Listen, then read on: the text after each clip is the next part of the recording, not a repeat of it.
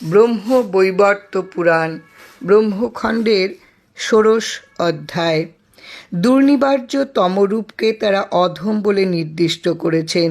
সৎকুলজাত পণ্ডিত ব্যক্তি নির্জনেই হোক, অনির্জনেই হোক বা গুপ্ত স্থানেই হোক, পরস্ত্রীকে কোনো বিষয় জিজ্ঞাসা করেন না। কিন্তু হে শোভাশালিনী, আমি ব্রহ্মার আজ্ঞা অনুসারেই তোমার নিকট আগমন করেছি।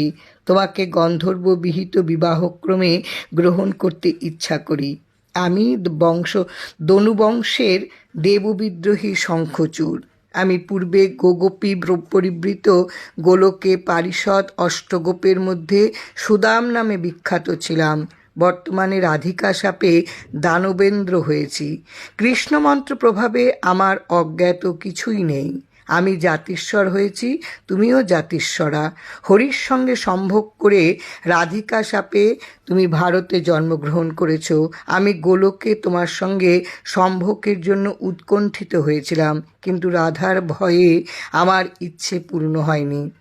হে মুনি, সেই মহাত্মা এই কথা বলে বিরত হলে তুলসী হৃষ্ট অন্তঃকরণে বলতে লাগলেন, জগতে এমন পণ্ডিত ব্যক্তিগণের মধ্যে প্রশংসিত কামিনীগণ স্বভাবত এইরূপ কান্তকেই অভিলাষ করে থাকে।